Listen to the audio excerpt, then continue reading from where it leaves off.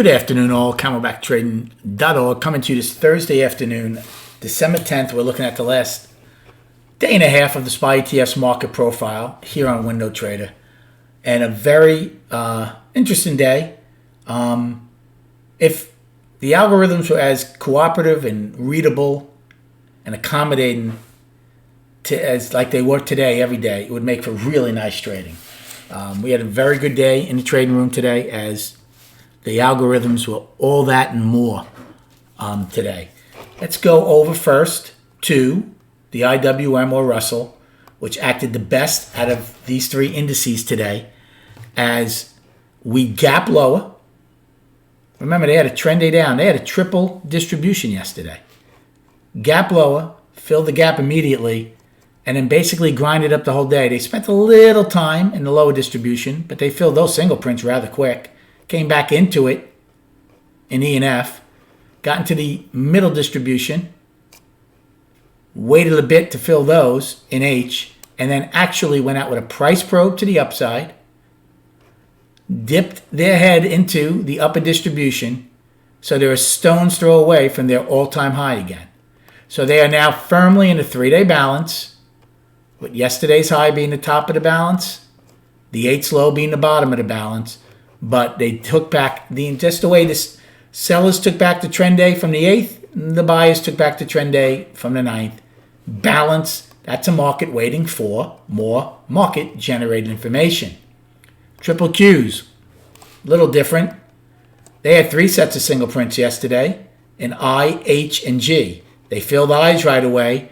I do not think they totally filled G's, so they tried to get into the middle distribution, didn't get there. They end up with a P shape for short covering. They do go 11 wide. So again, the argument, just like the argument we could make in SPY, is who won the day. And we'll get to that in a minute. And one other thing with the Russell, it is sort of a P shape. So even though they acted better, they had a little unicorn at the end of the day. Again, it remains to be seen. Again, if it's just short covering, that makes a market weaker eventually when short covering dries up. So let's see if they're going to get new blood in there to get the all-time high tomorrow.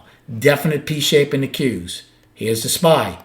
P shape in the SPY. An uglier one, as we had what happened in J and K. I expected to happen earlier in the day. Still had a good day, but I think I would have gotten more out of my long if it had happened earlier in the day, and I'll explain why in a minute. But we're also a P shape. I did tell the room, basically after B period, I told the trading room, I think the odds of trading inside M's range from yesterday are very good. Guess what? We traded inside of M's range the entire day. We dipped out of it again in JK, but we traded inside of it the entire day. So who won the day? Buyers are going to say, well, you ripped down to the bottom of an 8-day balance, mistaking it out, and we came right back in. That's true. But on the flip side, all the buyers did was trade in the lower distribution all day. We never sniffed the single prints or the upper distribution from yesterday. So again, as a P shape, the sellers didn't get. They tried early to get more, but once we got back above the opening, once we got back inside the day's range, they ran for cover and then spent the most of the day doing the same thing. As far as my trading, took a short. Again, I played yesterday's. I took a short in A period. When we went up and looked to possibly fill the gap and didn't, took a short play to 368 puts. It got below the open and ripped.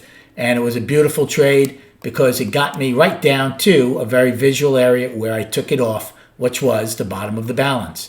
I mean, it wasn't even a huge trade, but it paid beautifully where I got it and where I took it off.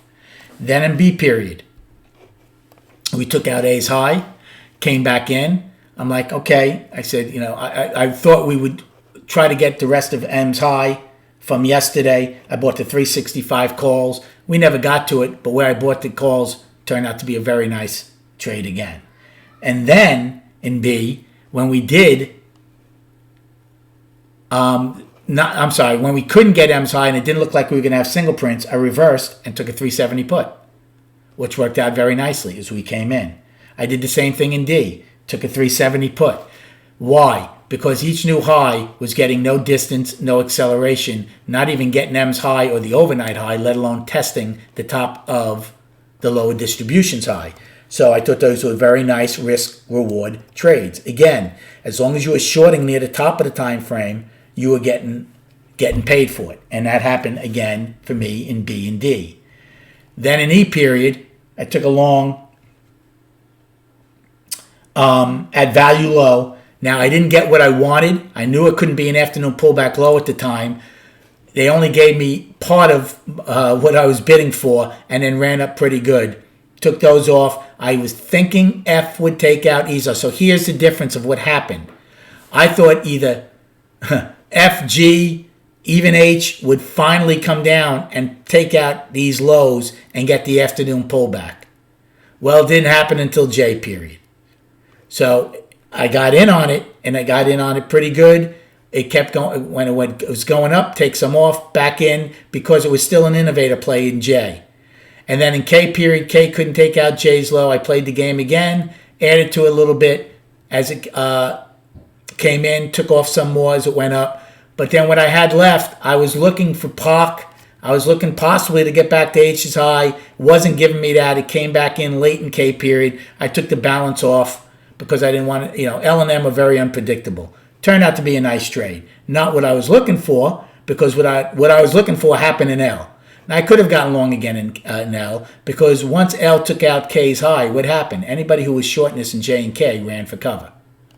But I didn't do anything in L and M. Turned out to be a very good day. I jokingly said, as you can see these two bad prints, the first one happened a million and a half, I think it was, towards K's low. I jokingly said I'm going to buy the 367 calls that are out of the money to see if we get to them. They were trading at $1.03. Well, lo and behold, those went to $1.50. So I shouldn't have joked about it. I should have gotten on board the train. But anyway, it was a very good day. Destinations for tomorrow. Upside. We only have 3. Today's high of 367.86. Well, I should say we have 4. 367.86 today's high. The single prints from yesterday that is still there. 368.59 get filled at 93. And then the all-time high of 371.05. And the overnight all-time high of 371.41 from the 8th. For the downside, we have 11 wide at 366.71. I would say there are very, very good odds that we trade at that tomorrow based on how we traded today. I would think we should trade there early on in the day, 366.71. Then the afternoon pullback, J's low of 365.75 and today's low of 364.43, and should have the other downside destinations I gave in a video this morning and last night. Very nice buy tail we held, 100 and somewhat ticks. And then on the charts,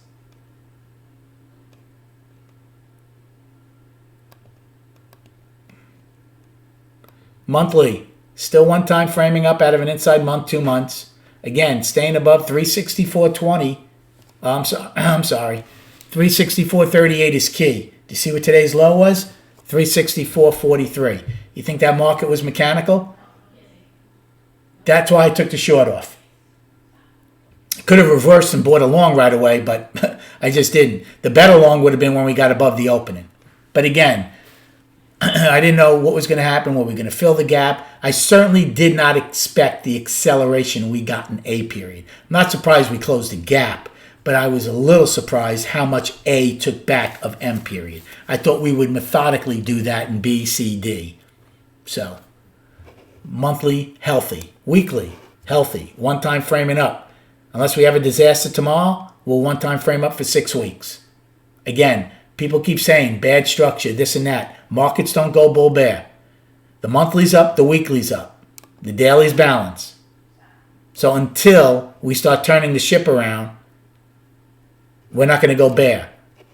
How do you turn the ship around? You come out of an 8-day balance to the downside and take out a weekly low. That's how you do it. If not, nothing's changed. Now, this is a very tight balance. It's only $7 for 8 days. So I told the room, here's what I'm looking at. If we stay in this balance tomorrow and we don't take out today's low and go to that other daily low, which is right above the gap and then inside yesterday's month. If we trade inside this 8-day balance to make it a 9-day balance, it's setting up for something pretty, I think, volatile over the last couple of weeks of the trading year. We have a lot of catalysts next week that we've talked about. With the Electoral College Monday, the Fed Wednesday, Quad expiration Friday, and then Tesla on Monday. So there are a lot of catalysts waiting to take this market out of balance. Obviously, if it's to the downside and we get accepted in here, I think we'll see the 350 level. If it's to the upside and we take out the all-time high and get any legs, well, then who knows where we can go. But the tighter and the longer we stay in here, the more volatile it will be when we come out of it. Hope you had a great day trading. Have a great evening, and we'll speak prior to the opening tomorrow.